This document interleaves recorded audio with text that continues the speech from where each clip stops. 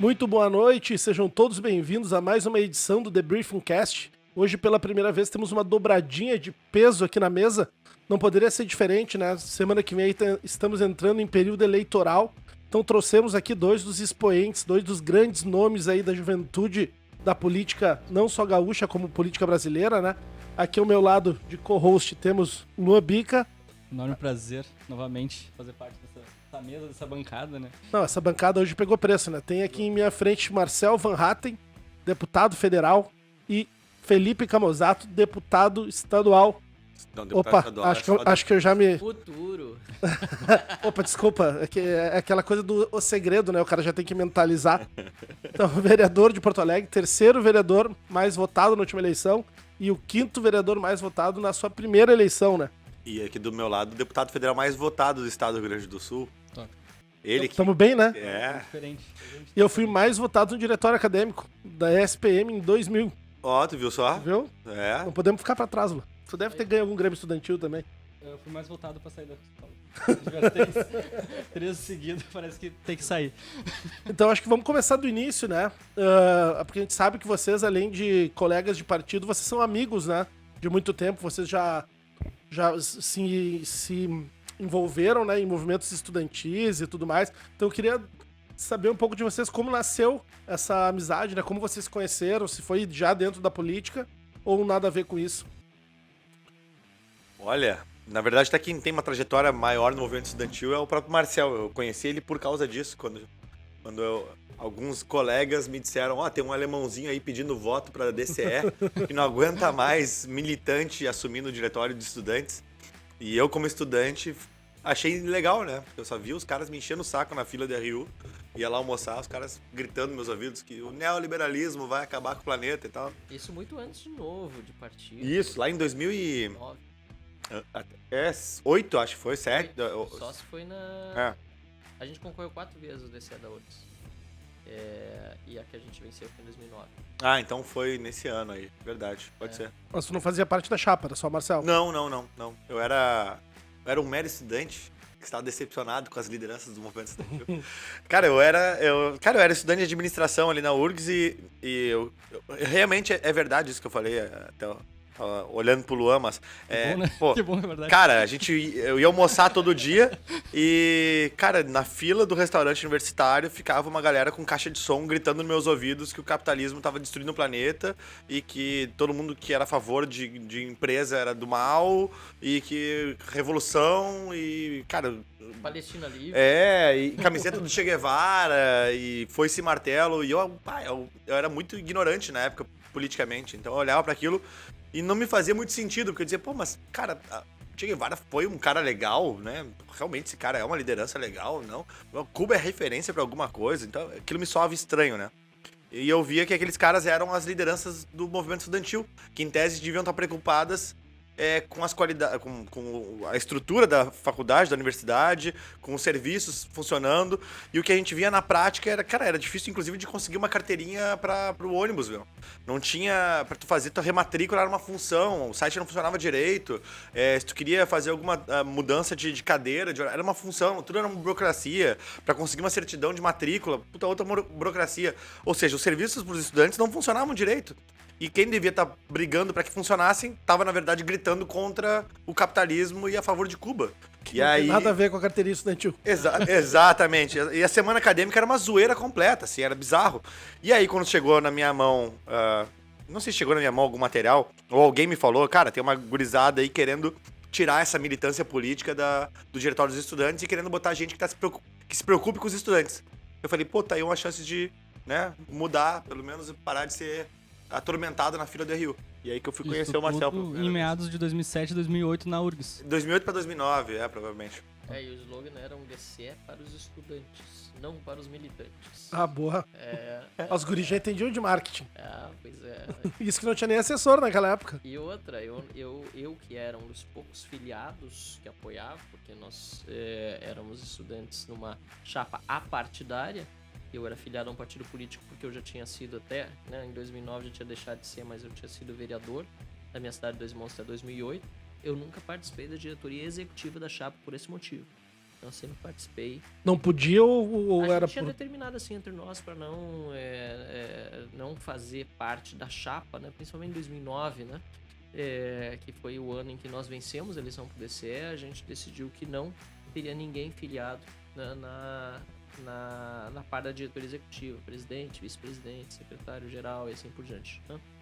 Então, e depois quando assumiu, tanto é que eu não fui nada disso, né? Era da diretoria, digamos assim, executiva, eu assumi um cargo chamado de diretor de relações institucionais, né? Que não era algo que compunha realmente a chapa. E foi muito importante isso, porque a gente demonstrava, né, na prática, que a gente não estava querendo um DCE para os partidos políticos, ainda que eu jamais teria trabalhado dentro de um DCE ou atuado dentro de um DCE para representar um partido. Não era a nossa intenção macular, digamos assim, o movimento com isso. A gente queria que o DCE fosse algo realmente para os estudantes. E, de fato, a gente conseguiu atrair o voto de uma maioria silenciosa, porque a maior parte dos estudantes, que nem o Camusato, né, não gostavam de votar para DCE, pro DCE, porque as opções eram todas muito parecidas, né? Era votar ou no pessoal do PSOL, ou do PSTU, ou do PCdoB, ou do PT. Então, quer dizer, tons diferentes de vermelho. E a maior parte dos estudantes, são 25 mil estudantes da URGS, não participava das eleições. Em geral, dava 3 mil votos só dos 25 mil estudantes da URGS. E na eleição que nós vencemos, aumentou o quórum de votação para quase 5 mil, 4.600 votos, uma coisa assim. E nós vencemos a eleição por muito pouco, mas vencemos com o voto desses estudantes que não costumavam participar das eleições. E tentaram a reeleição?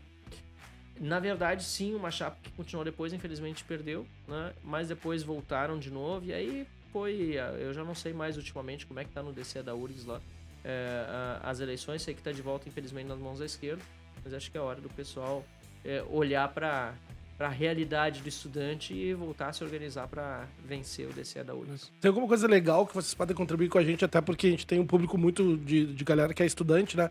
Vocês possam nos contar que realmente mudou na gestão de vocês, né?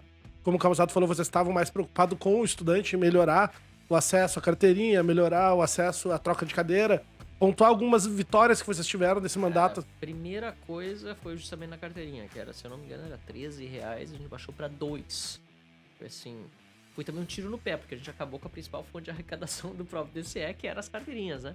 Mas é um tiro no pé bom de dar nesse sentido, porque a gente estava demonstrando que não era necessária. A carteirinha é só um pedaço de plástico, na verdade, né? Que custa mesmo. O resto era arrecadação para o DCE fazer essas campanhas que o Camusato estava dizendo, né? Fazer campanha política, imprimir material para finalidades que não são dos estudantes. Então acho que esse foi o primeiro grande ato que o DCE fez e muito simbólico para nós.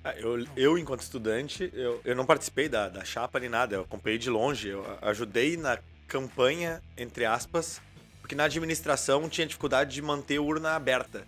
Aliás, eu convido todo mundo que está nos acompanhando aí, né, quem for universitário ou quem vai ser, a olhar um pouco para isso, um negócio que naquela época a galera usava muito Orkut ainda, né? Então tinha debates muito longos no grupo do Orkut da URGS sobre, cara, basicamente esquerda versus direita, capitalismo versus socialismo, e eram debates intermináveis. E eu, na condição de estudante leigo no assunto política, a minha grande pergunta é: quem tem razão?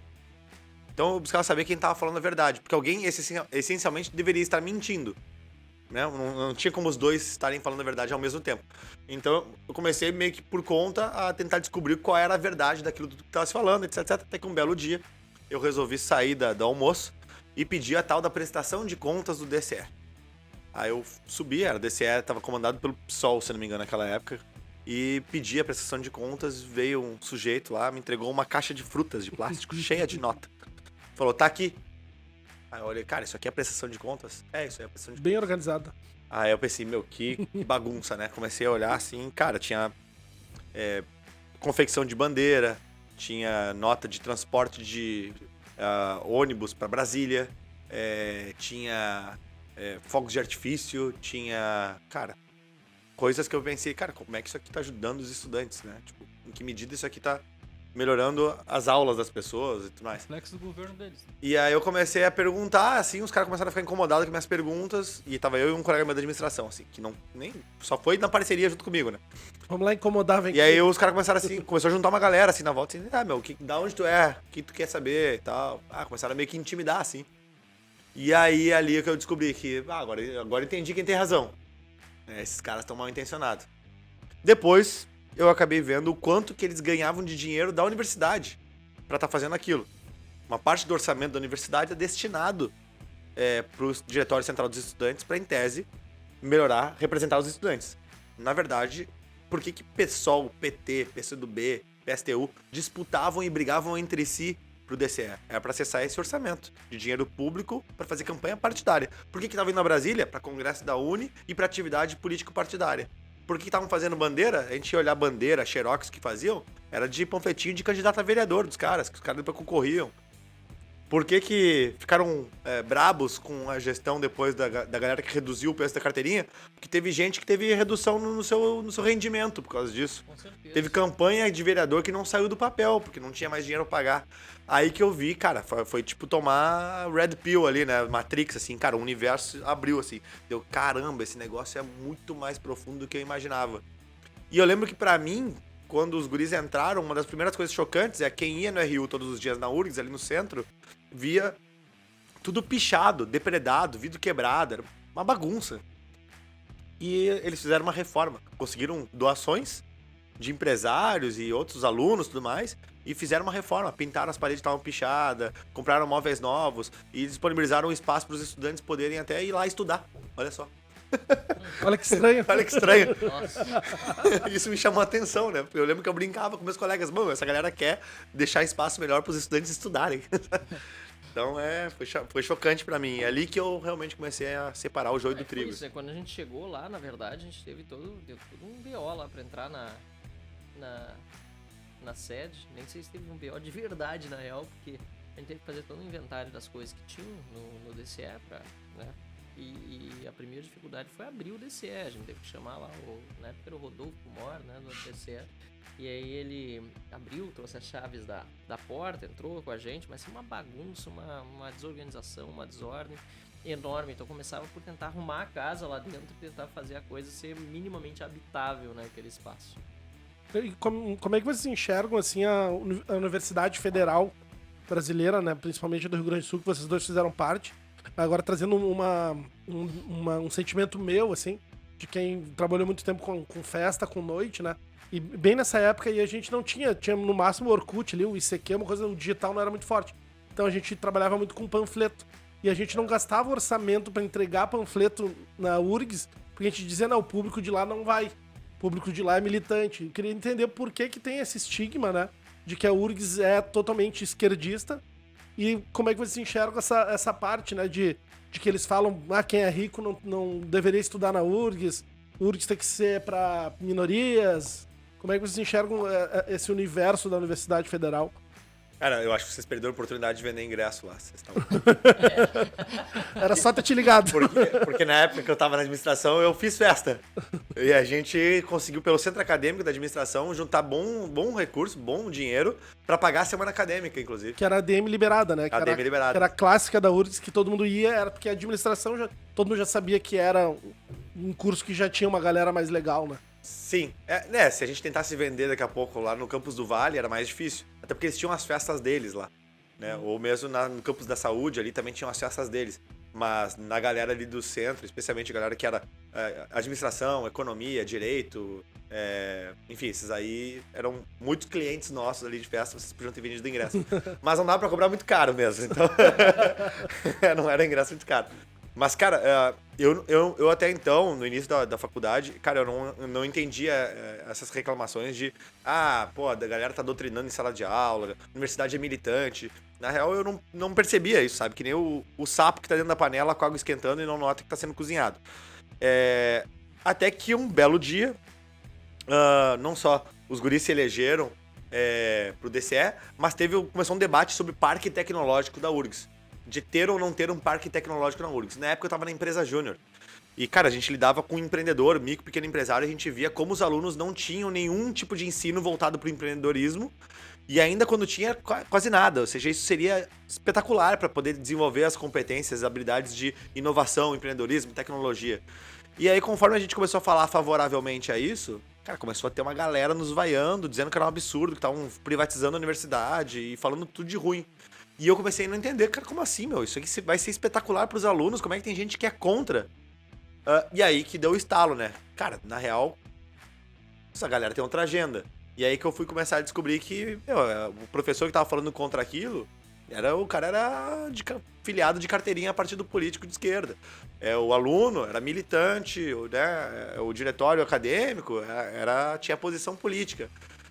E, na verdade, o ingênuo era eu, que era o aluno que estava ali, na verdade, achando que tudo era mera casualidade, né? Então, assim, infelizmente, na Universidade Federal acontece bastante, especialmente em alguns cursos. E tem muita gente boa lá, esclarecida, que às vezes acaba sendo levada, né? Eu tive a sorte, talvez, ou a curiosidade de tentar descobrir se aquilo era verdade ou não. Mas quantas pessoas daqui a pouco não têm, talvez nem o tempo pra fazer isso, porque eu, cara, querendo ou não, muitas noites eu dedicava pra ficar indo pesquisar no Google se aquelas afirmações que diziam no Orkut eram verdadeiras ou falsas. Exato. Tem gente que, cara, não tem esse tempo, não tem esse interesse, e acaba tomando aquilo por verdade. Então não é nem má fé, às vezes é só ingenuidade mesmo, né? Em certa medida, eu fui durante um tempo capturado por essa narrativa. Eu não cheguei a votar no PT, mas eu achava que muitos desses caras tinham razão, de que o capitalismo era ruim, de que, né, algumas das lideranças eram lideranças inspiradoras, até que tu vai buscando a verdade e tu vai vendo que, cara, não é bem assim. Essa mentira te contaram. E acho que culminou quando eu comecei a trabalhar e ver que eu menti na prova de relações do trabalho, que a professora expulsava os alunos que falavam mal da CUT e dos sindicatos. E eu tava trabalhando e vendo que o sindicato, ele tava jogando contra os próprios funcionários da empresa, que queriam ter flexibilização do horário de trabalho ou negociar participação nos lucros, e o sindicato não queria, porque era ruim pro sindicato. E aí eu pensei, cara, um pouquinho. Tem alguma coisa errada aí. Tem alguma coisa errada aí de novo. Por que o sindicato dos trabalhadores tá contra os trabalhadores? Né? E aí, mais um estalo. Tipo, cara, eu menti na prova de relações de trabalho pra ser aprovado na cadeira. Pô, sindicatos são tudo de bom, a CUT é maravilhosa, etc. Se eu pegar essa prova aí, cara, se o Alexandre de Moraes encontrar essa prova, eu vou preso. Não Tanta passa fake news. processo seletivo de novo. E isso não tem nenhum tipo de filtro da reitoria ou de alguém, tipo assim, cara, não falem não militem dentro da sala de aula, vocês são professores, estão pra ensinar a matéria, vocês não estão ali pra... Não, na verdade a reitoria muitas vezes é conivente com isso, quando não patrocinadora dessas coisas, né? A gente teve grandes dificuldades com a reitoria na época, a reitora era filiada ao PT, inclusive, porque nós, enfim, víamos que as próprias fraudes que eles tentavam fazer no processo eleitoral, o não acesso à urna, como disse o Camusato antes, né? Pô, isso é legal falar mais, porque a galera não sabe disso, Marcelo. Pois é. E isso era algo que contava com a conivência da reitoria, porque a gente inúmeras vezes pediu pra reitoria ajudar a intervir, né? Porque a gente queria ter só eleições limpas. O famoso voto auditável. Pois é. Cara, eles eu que vi. tanto criticam hoje são os que mais faziam. Cara, causas, eu vi né? na minha frente a administração, Clavé, eu vi na minha frente registro de assinaturas de todos os alunos que tinham votado e apareceu um cara correndo, vir pegar a ata de quem votou, que era documento comprobatório, e, cara, rasgar toda ela, tocar fogo.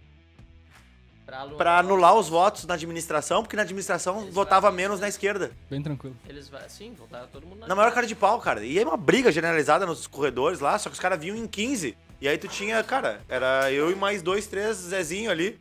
Como é que tu vai defender o papel lá? Como é que tu vai recuperar? Aí os caras vão lá, queimam o papel, ou rasgam todo, e aí dizem, não tem o documento. E aí anula os votos. Essa turma que tá na política depois, né? Exatamente. Esse pessoal que vai entrar na política depois. Tem outro aspecto que você falou, a questão de na URGS todo mundo pobre, não é bem assim. Na verdade, se a gente for olhar o corte de renda na URGS e definitivamente em alguns cursos, de pessoas muito mais ricas do que outros que fazem universidade privada, ralam durante o dia, trabalham para poder pagar o curso à noite e não têm as condições de renda que muitos estudantes da URGS têm. Até porque muitos que estão na URGS conseguiram fazer os melhores cursinhos, né? Fizeram as melhores escolas antes para poder depois acessar a universidade grátis, digamos assim, mas que na verdade todos pagam, né? Toda a sociedade paga. Então isso é algo que a gente também chama atenção. E claro, dependendo do curso, alguns, principalmente os mais concorridos, tem gente muito mais bem de vida, né? Muito mais rica do que em universidades privadas, né? Isso é algo que às vezes soa assim estranho, porque, pô, universidade pública para dar acesso a todos, dar acesso, né, às pessoas, mas na prática o que a gente vê é os estacionamentos da URGS cheios de carro super bom e é dirigido pelos próprios estudantes, né? E qual é a opinião de vocês sobre isso? Tem alguma solução para dar acesso para pessoas que não têm condição de ter esse ensino de cursinho, de colégio bom, ou é isso mesmo? É Cara, meritocracia? assim, a universidade pública, em primeiro lugar, custa muito pro cidadão, sabe? É muito cara. Ela é uma inversão de valores, na verdade, também, quando a gente pensa no quão pouco é investido em educação básica. Né? O Brasil, em se tratando de educação, acho que começa errado quando bota tanto dinheiro no ensino superior e tão pouco em comparação, né, Perfeito. no ensino básico. Ou tem tão pouca gestão, porque dinheiro até, se a gente for ver percentual ao PIB, o Brasil gasta até bastante com educação, creio também que possa parecer, mas é muito mal gerido esse dinheiro, e nas universidades, então, a gente vê um desperdício enorme, um custo muito alto. A gente precisaria ter mais investimento em educação básica para garantir que quem está lá na ponta, né, começando a vida, tenha condições de depois chegar numa universidade, seja ela pública ou seja ela privada, como uma pessoa que estuda numa escola privada. E digo lá na ponta, né, no início do ensino básico, que é esse o grande desafio que tem no Brasil. E agora que tu falando, uma coisa ela já liga a outra, né? Por isso que o FIES, né, o ProUni, essas coisas acabam se tornando mais um gasto, porque o governo acaba tendo que criar ferramentas para dar possibilidade de estudo para quem não consegue passar numa URGS. Então isso vai aumentando a conta também da educação como um todo, né? Uma loucura daquela época que eu e o Marcel estávamos, eu lembro que essa foi uma discussão que o DCE, quando eles estavam no DCE, travaram bastante, era sobre a instituição da política de cotas raciais.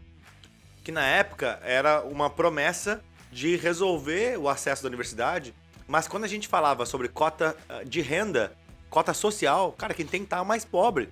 Não é a cor da pele, tem branco rico também. Ou melhor, tem branco pobre também. Tem indígena pobre também. Tem japonês pobre também. Não, tem branco pobre e negro pobre se criaram na mesma rua. Qual é a diferença da cor da pele? E aí quando a gente defendia, eu lembro de debater com contemporâneos meus de que, cara, muito mais justo do que a cota racial é a cota de renda. Porque no final das contas, pô, se é pra destinar essa vaga pra alguém, por um critério que não o direito de acesso universal, cara, então favorece quem é mais pobre. E, cara, não tinha como. Era quase que como se a gente estivesse falando contra negros. Na verdade, bem pelo contrário. Tu quer, na verdade, justamente fazer com que seja mais justo para todo mundo. E aquilo que a gente dizia que podia acontecer, acabou acontecendo. Criaram em algumas universidades tribunais raciais para decidir se a pessoa que se declarou negra era negra mesmo. O que é um absurdo, né? Ter um comitê decidindo a cor da pele de outra pessoa. E isso está acontecendo nas universidades. Tanto é que eu tenho um projeto de lei na Câmara, que, enfim, está ainda em tramitação, mas que a gente está tentando pautar para acabar com esse tipo de coisa dentro das universidades. Porque, pô, tribunal racial, isso aí não dá para aceitar. E eu digo, as cotas, na verdade, elas no fundo também são discriminatórias e racistas, porque no momento que discrimina alguém pela cor da pele, no momento que define que alguém pode ter mais chance de entrar numa universidade por causa da cor da pele, está sendo discriminatório. A gente pode olhar para trás e realmente aconteceram muitas coisas abomináveis em séculos passados no Brasil, né? Escravidão e no Brasil e no mundo todo. Importante lembrar que a escravidão aqui no Brasil ela foi consequência da escravidão na África, né? Muitos prisioneiros de guerra na própria África foram depois vendidos aqui pros brasileiros da época, pros portugueses, né, de então. Agora você não corrige um erro fazendo outro, né? E essa é a grande discussão que a gente tem que ter no nosso país, né? A gente quer igualdade para todos, então vamos fazer igualdade para todos e começando com igualdade de oportunidades lá no início e não tentando tapar o sol com a peneira na hora da entrada na universidade. Isso não tem como dar certo. Perfeito. E essa cota social nunca mais falou nisso? Não tem nenhum projeto tratando sobre isso? Não, tem as duas coisas. Tem a cota social e tem a racial. Hoje tem as Existe duas. já. Elas convivem, exato. Mas a gente vê que há uma predileção, principalmente pelos grupos partidários, né? Mais à esquerda, sobretudo, né? PT, PSOL, esses partidos que vivem desse discurso político, né? Em forçar uma extensão das cotas raciais. Tinha um projeto agora, Maria do Rosário, nós estamos ajudando a barrar, para estender por 50 anos as cotas raciais. Então, assim, primeiro eles vieram com o discurso, não, isso é uma coisa paliativa, vai ser só por 10 anos, a gente vai rever. E venderam essa ideia de que não, é só temporário, né? Enquanto a gente corrige essas injustiças. Aí vai lá a Maria do Rosário, quando tá terminando os 10 anos, e propõe uma prorrogação por mais 50 anos, né? Não tem cabimento. Então cai por terra aquele discurso que era temporário, porque algo que é por 50 anos não é mais temporário, né? Foi feito um novo relatório, foi apresentado pelo deputado Bira do Pindaré, reduzindo de 50 para 5 anos. Mas ainda assim eu digo, ou a gente tem uma avaliação séria de resultados, e ninguém apresenta uma avaliação séria, que nós fizemos a liderança nova, que a situação realmente não melhorou na educação. Pode ver os índices todos internacionais, os principais, o Brasil piorou, né, nos índices de educação de lá para cá, que é uma das formas objetivas de ver o resultado também da implementação da política de cotas. Então, nesse caso, no global pioramos, e no caso particular das cotas em si, nós não vemos estudos que realmente com seriedade demonstram qual foi o impacto para reduzir essas injustiças do passado. Pelo contrário, se nós pegarmos estudos como por exemplo de Thomas Sowell, que é um economista americano, negro, ele escreveu um livro chamado Políticas Afirmativas ao Redor do Mundo.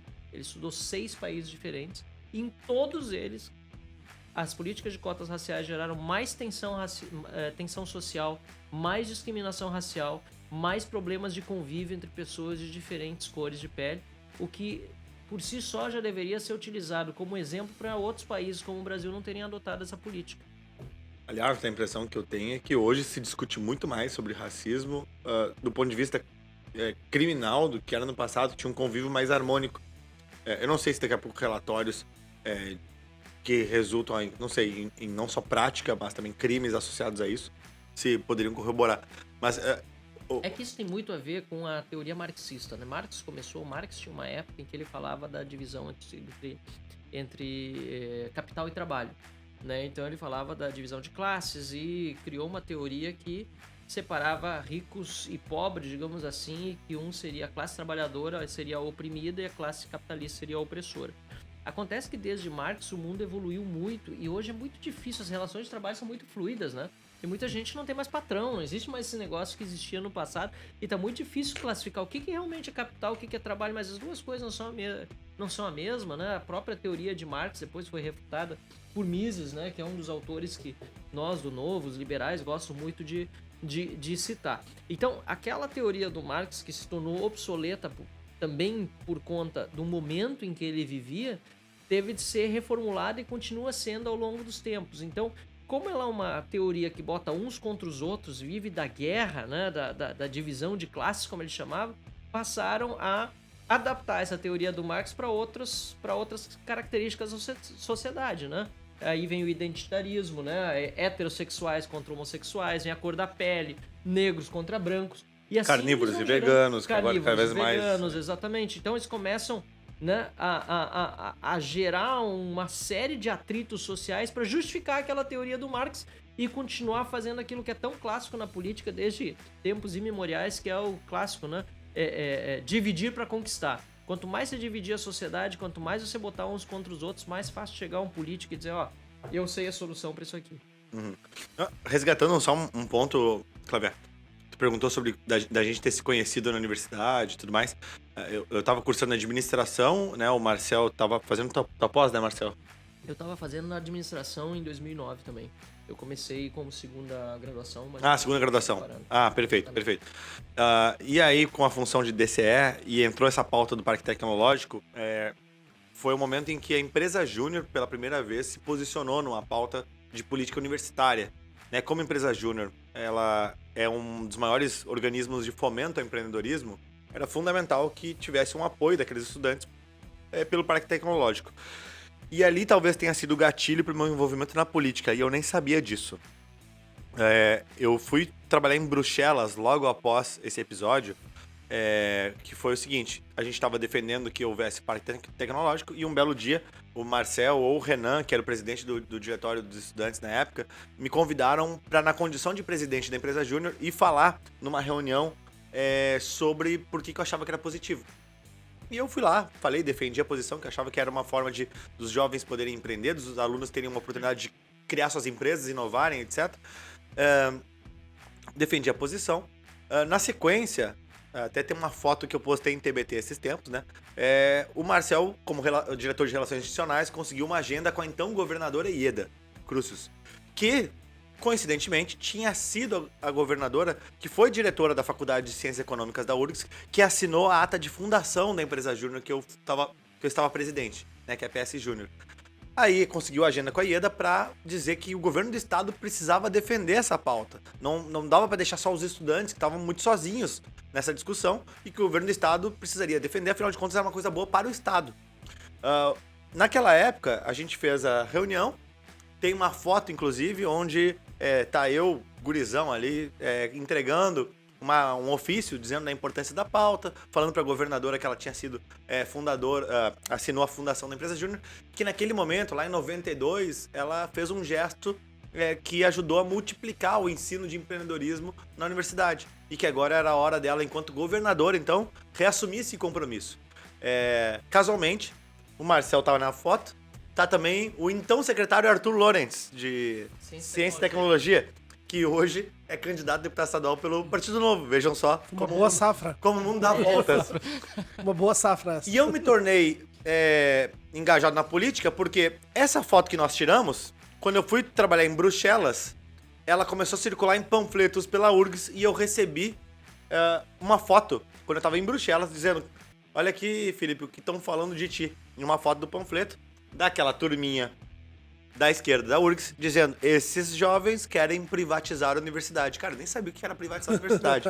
Quanto mais eu tinha contato de alguém que pudesse pagar pela URGS. Daí eu falei: essa galera tá muito doida, agora eu já sei em que time eu tô.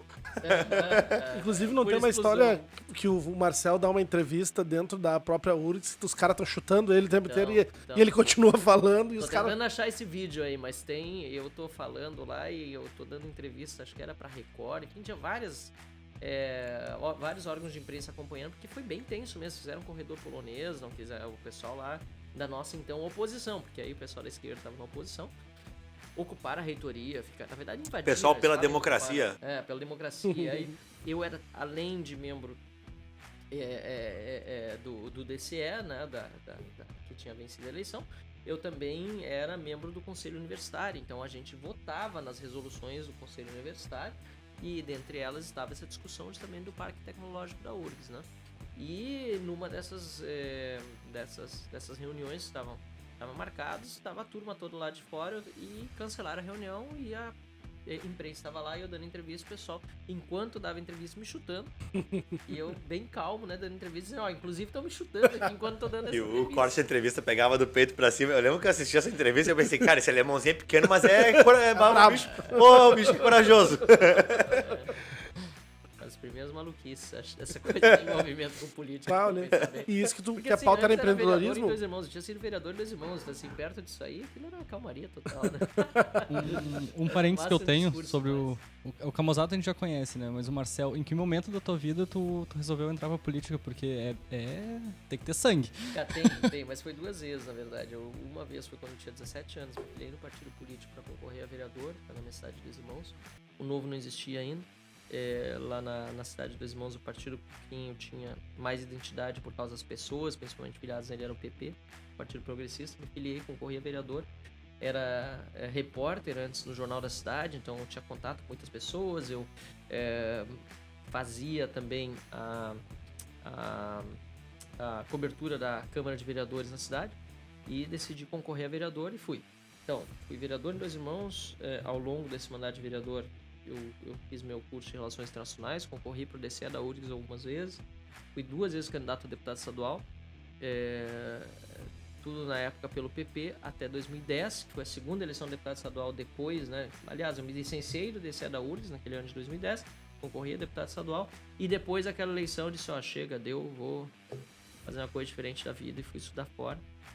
Tive a oportunidade de ir com bolsa estudar na Holanda, depois na Dinamarca. E aí que vem a segunda vez, me perdoe, né, de ter ido pra política. Não achei que ia voltar. Voltei em 2011 pra política.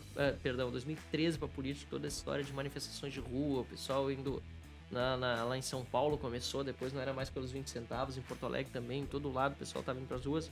Eu tava na Europa, mas acompanhei isso à distância. E quando eu cheguei aqui no Brasil de férias, em agosto de 2013, amigos convenceram que era hora de voltar pra política. E aí, enfim, fui convencido e tô aí. E o que tu acha que foi a virada de chave pra tu ter concorrido as primeiras vezes, ter feito poucos votos para se tornar o maior, né, se tornar o deputado federal mais votado atualmente. Cara, Falar a verdade. falar a verdade é uma boa, cara. Manter a constância, manter a coerência. Eu nunca desviei daquilo que eu sempre defendi. É claro que ajudou muito, assim, muitas coisas ajudam. A gente teve a questão de ter uma formação na área política, ter amigos que desde o início lá atrás ajudaram, institutos todos que cresceram ao longo desse período, então eu peguei essa onda. Mas, assim, talvez a pessoa que mais contribuiu para isso foi a Dilma, né? Que a Dilma Rousseff foi uma presidente, assim, completamente incompetente. A corrupção do PT, entre as manifestações de rua, aquilo acabou unindo tanta gente contra a Dilma, né? E eu tava num momento em que, como político liberal, era um dos poucos, né? Que acabou dando para mim, né? Foi uma exposição enorme.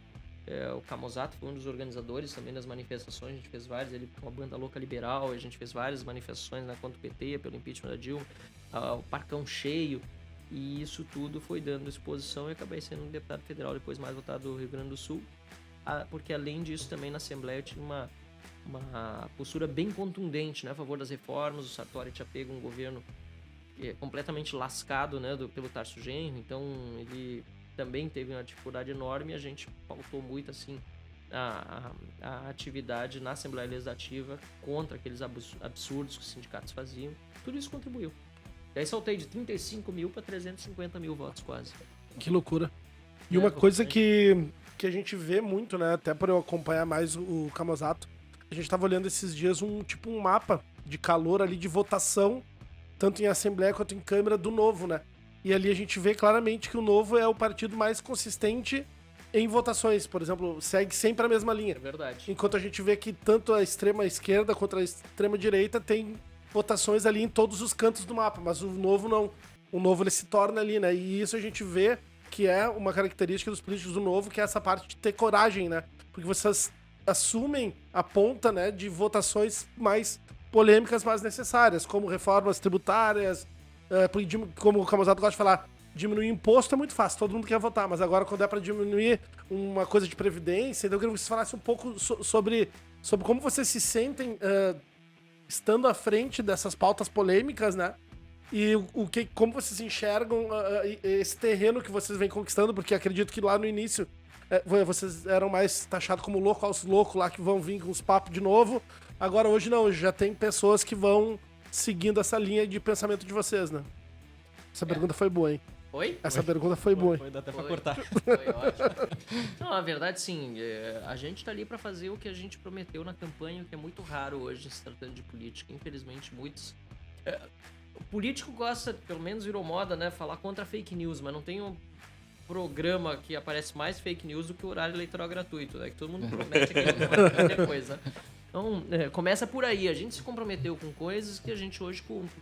Acontece com alguma frequência até de o eleitor dizer assim, poxa vida, eu votei em ti, mas eu não estava esperando isso. Eu digo, bom, se você não estava esperando é porque você não olhou exatamente aquilo que eu prometi, porque Não leu o material. Exatamente. Eu não tenho nenhum problema em dizer pra pessoa, porque é só olhar tudo que eu prometi, ou melhor do que prometi, aquilo com o que me comprometi, que a pessoa já sabe a linha que eu vou tomar. Nós nunca votamos aumento de despesa, nunca votamos aumento de impostos.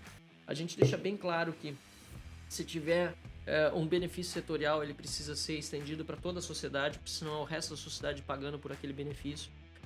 Zona Franca de Manaus, o pessoal disse, uma maravilha. Eu disse, não, é maravilhoso, eu sou a favor, desde que se estenda para todo o Brasil, entendeu? Não ficar um negócio só para uma região do país. Até porque se fosse uma coisa tão boa, eles não podiam estar 50, 60 anos com a mesma Zona Franca aí e não ter desenvolvido como precisar depender disso ainda, né?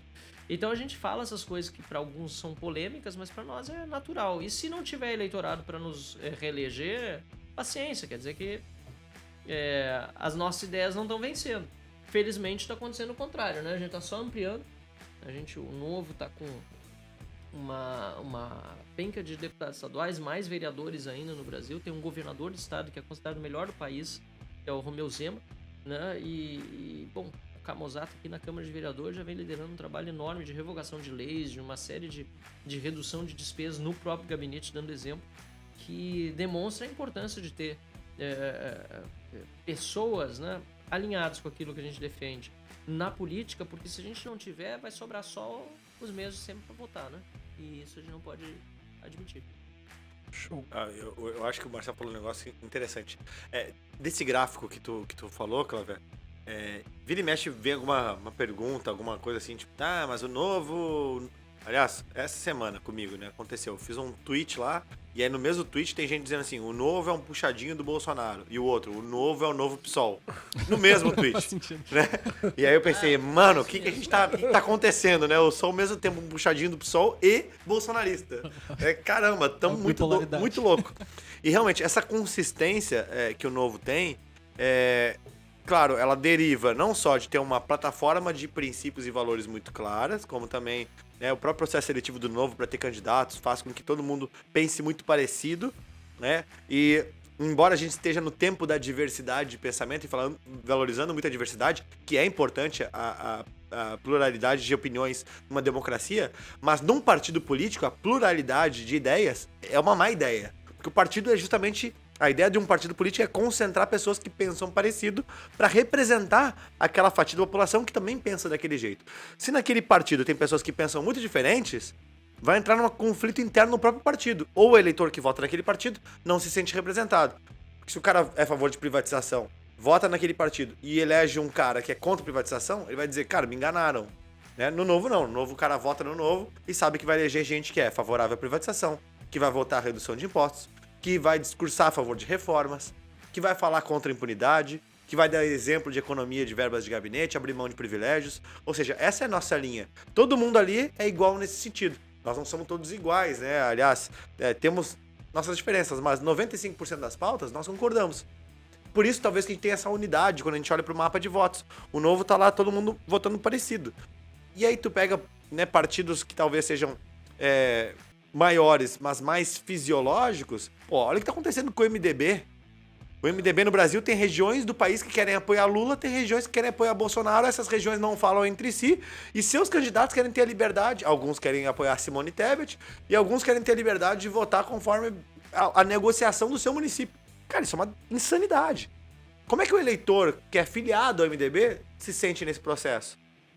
Ele vai buscar uma identificação talvez local, né? Eu acredito no cara da minha cidade.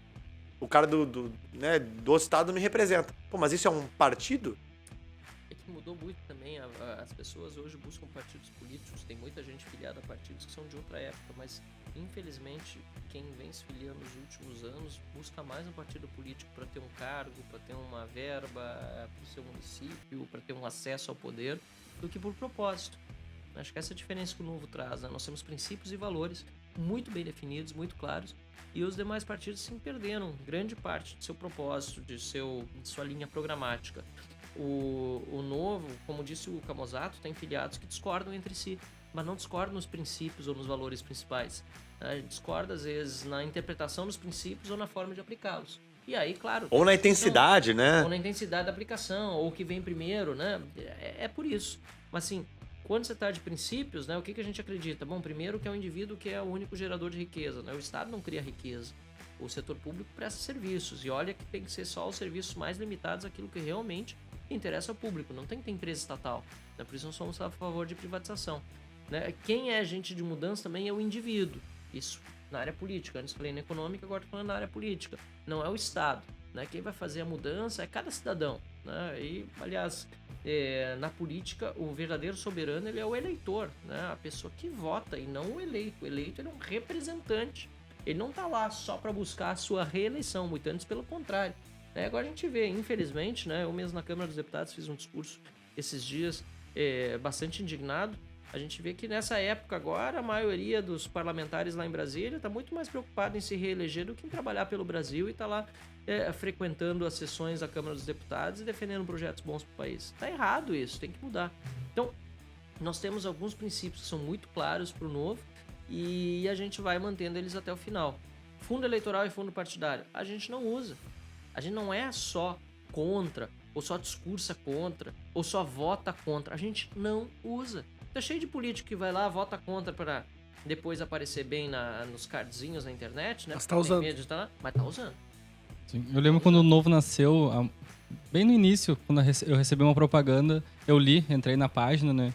E comecei a ler, chegou a dar um friozinho na barriga, né? Ué, tá... É pirâmide. É estranho, tá estranho isso. Eu pensei isso quando eu vi a primeira vez na internet. Eu falei, isso aqui é pirâmide. Inclusive foi o Novo que me fez ter verdade, essa vontade de entender mais sobre política, né? Porque quando eu vi, Ah, que legal. o pessoal tava reclamando, porque na época o presidente era o Amoedo? Amoedo. Já ia puxar esse assunto.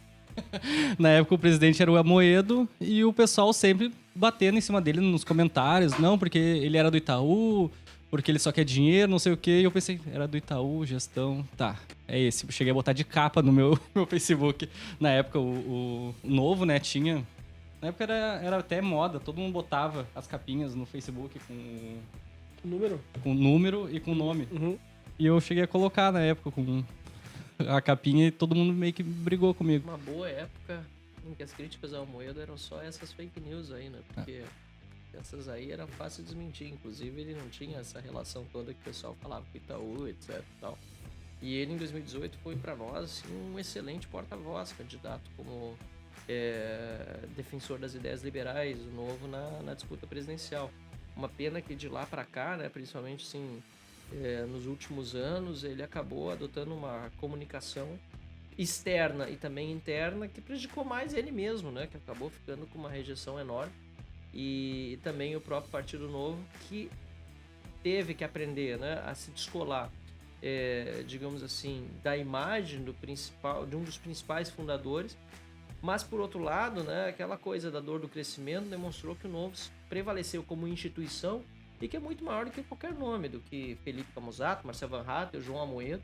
É um partido que prima, né, por princípios e valores e que saiu de uma crise que houve mais recentemente aí, muito mais forte. Então, aquilo que você via lá atrás, né, de críticas, seja ao João, ou seja a Maria, não importa quem fosse filiado Novo, se demonstrou ao longo do tempo que não se consolidou. Por quê? Porque o Novo sai como marca ou como partido político Eu ia falar sobre muito isso. forte depois de um período assim de... Eu ia dizer de 4 anos, que foi o período que eu tive na Câmara dos Deputados, nós tivemos expressão nacional, mas o Camusato já está há 6 como vereador, né? Então eu tenho 6 anos de mandatos legislativos em 4 municípios do Brasil onde o Novo começou como vereador, e depois esses últimos 4 na Câmara dos Deputados, em assembleias legislativas e no governo de Minas Gerais, que demonstram que não, como você falou antes, né, Claver? O Novo tem uma consistência, tem votado muito mais em conjunto do que qualquer outro partido. A pessoa pode até discordar do que o Novo faz ou de como o Novo vota, mas muitos colegas, nossos deputados, muitos mesmo, nos elogiam porque, mesmo discordando, sabem que nós temos coerência e que a gente não faz as coisas sem propósito. Eu, como publicitário, vi essa transformação muito clara, né? Porque eu vi o Novo basicamente virar uma Apple da política. A gente pode comprar um aparelho que sempre vai ter aquela política, como tu disse, né? Dentro da empresa. Então, o Amoedo meio que saiu, mas o Novo ainda continua confiável. Não virou aquela coisa que virou o PT, né? A pessoa tá com a estrelinha, não importa o que ela tá pensando. Eu não vou pra esse lado aí. Entendeu? Isso é uma coisa que a gente até vê com o próprio Camusato, né? Por ter mais 2 anos de mandato. Muitas pessoas falam, tá, mas e daí? Eu votei em ti, né? E daí se tu te eleger deputado, tu vai sair, quem é que vai entrar no teu lugar? Só que a gente vê que por mais que tenha essas críticas, elas são muito pequenas, porque a gente entende que aquelas pessoas acreditam que quem substituir o Camusato vai ser um cara que vai votar como ele, que vai pensar como ele. E como ele mesmo disse, também, eu comprei um Apple lá, agora se é o Apple 13, o 12, eles vão funcionar igual. Não mudou o cabo de carregar o aparelho, né? Exatamente. É tipo isso. Aliás, a Apple tem menos consistência que o Novo, né? Cada ano muda. E a gente tá, com a ampliação da bancada do Novo, que a gente tá esperando para Câmara dos Deputados, e o mesmo também na Assembleia Legislativa, a gente espera que o impacto das nossas ideias seja ainda maior, porque se com 8 lá em Brasília a gente já conseguiu fazer tanto barulho, imagina se a gente tiver 16 no próximo mandato. Então a gente precisa ampliar, é uma bancada extremamente consistente, coesa, e que só tem a contribuir pro bem do Brasil nos próximos 4 anos também.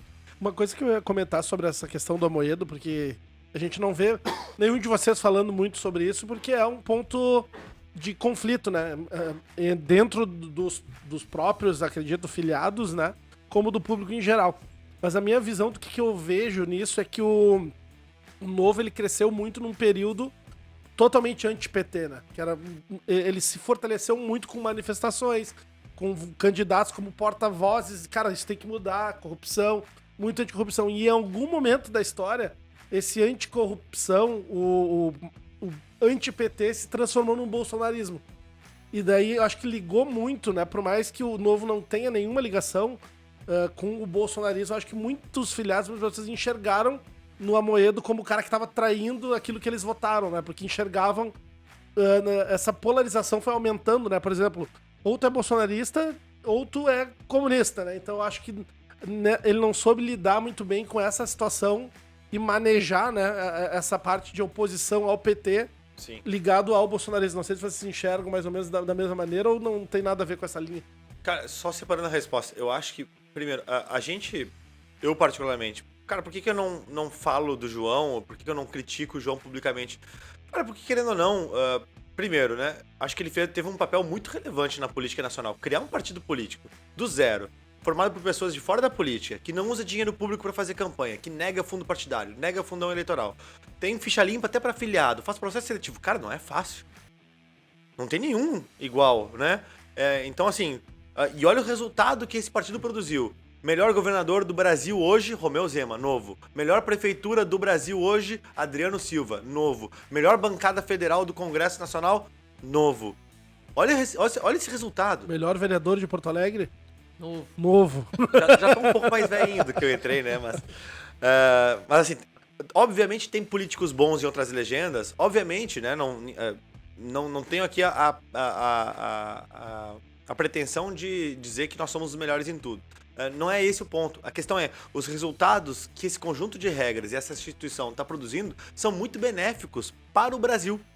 E isso é mérito de alguém como o João Amoedo que ajudou a construir. Agora, também é mérito dele ter conseguido construir uma instituição que é tão sólida na sua base principiológica de valores, que na hora de escolher entre ficar com o cacique e ficar com seus princípios, ela escolheu ficar com seus princípios.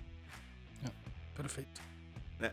Olha o que aconteceu agora recentemente com o PSL e com o Luciano Bivar. Ele elegeu a maior bancada do Congresso Nacional, elegeu o presidente da República, Bolsonaro, e nem esses caras conseguiram tirar o cacique do partido que tomou pra si e agora tá leiloando aí, mais uma vez.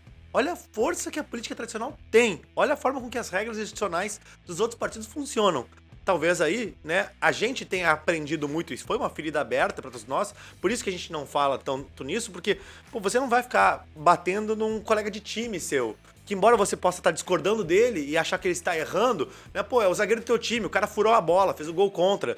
Cara, é péssimo, né? Mas você não vai ficar humilhando o cara, xingando o cara, dizendo pro cara, meu, vai jogar em outro time e azar o teu. Na verdade, cara, tu tenta reconhecer, tenta de alguma forma dizer, pô, mas esse cara tem contribuições a dar ainda, talvez, né, esteja passando por uma má fase, né, pode ser que, né, esteja tendo, enfim, algum problema físico e tal, vai treinar, etc. Enfim, ou seja, né, eu acho que é muito mais olhar pro que a gente conseguiu produzir de resultados, que aí sim, eu não tenho dúvidas, né, que são muito consistentes. E eu vejo muitas vezes essas críticas, né? E aí o Luan falou sobre como é que o Novo acabou te atraindo para ouvir e estudar sobre política. Eu vejo muito no nosso papel, a nossa missão enquanto partido e nós enquanto mandatários, de conseguir inspirar as pessoas que talvez hoje estejam afastadas da política a se aproximar. E dizer que, cara, se as pessoas boas, bem intencionadas e qualificadas não se envolverem, cara, aí nós vamos entregar justamente para essa corja de pessoas mal intencionadas que justamente querem seguir alienando as pessoas. Na verdade, é a corja que, aliás, já tá aí. A gente tá começando a ocupar os espaços que antes praticamente não tinha ninguém diferenciado para ocupar, né? Já se foi a época da política dos grandes tribunos, de pessoas verdadeiramente interessadas com o bem comum.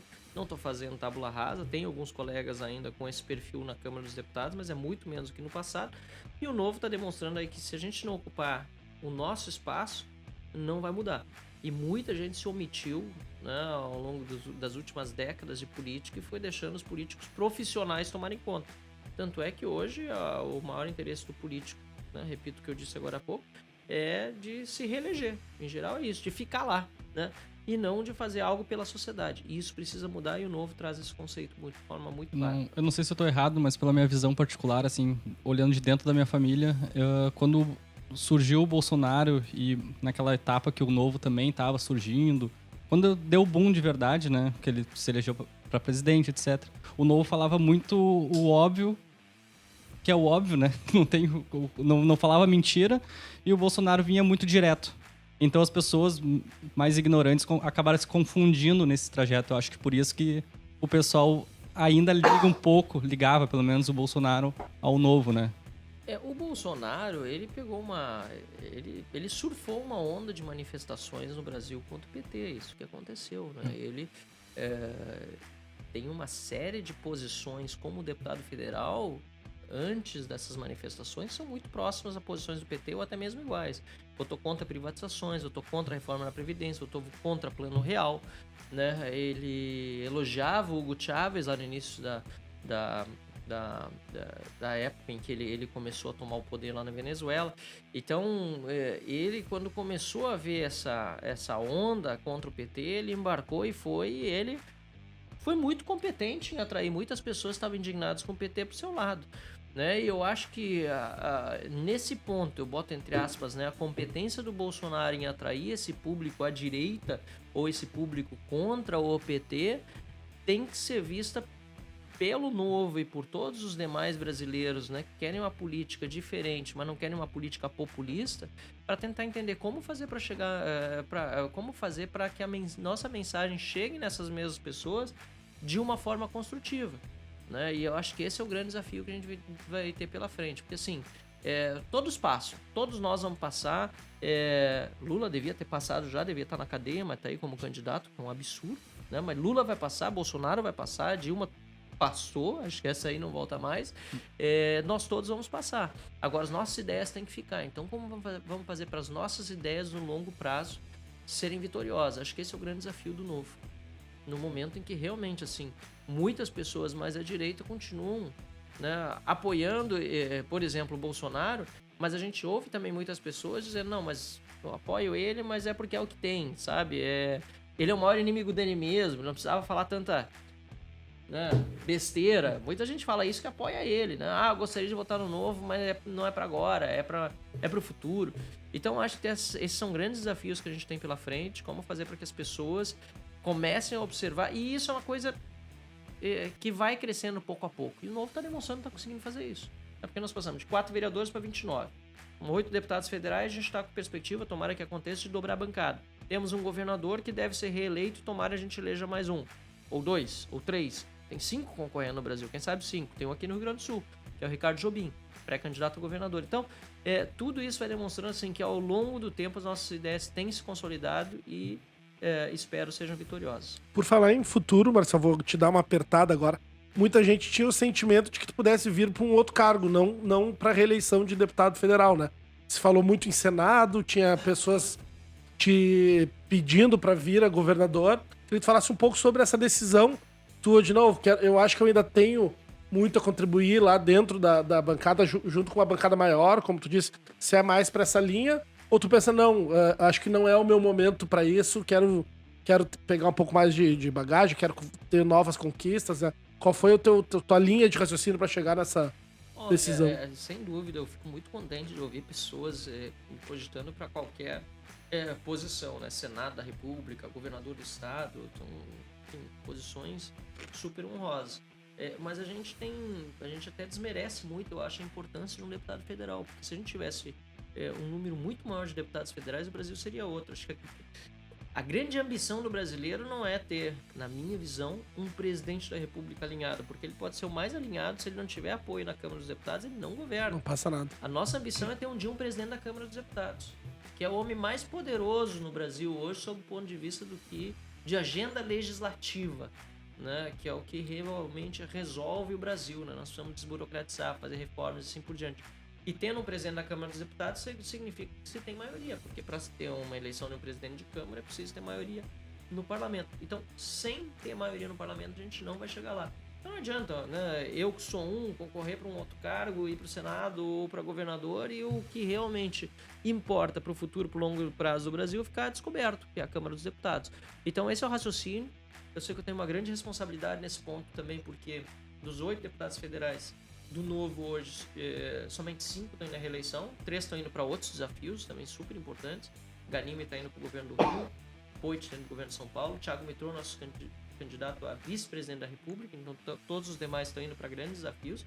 Só que tendo só 5 hoje concorrendo à reeleição dos 8, significa que esses 5, espero que todos nós, a gente está trabalhando isso, sejamos reeleitos, né? Esses 5 vão ter uma responsabilidade ainda maior com os que vêm, para que aqueles que chegarem no ano que vem, né, a partir de 2023, não tenham o mesmo trabalho que nós tivemos lá atrás. Então todo esse conhecimento, esse aprendizado adquirido, já vai ser muito útil para quem estiver chegando depois. Deixa eu só dar um depoimento rapidinho, aproveitar que eu tô na presença do Marcel aqui e falando sobre a nossa trajetória e sobre o que a gente...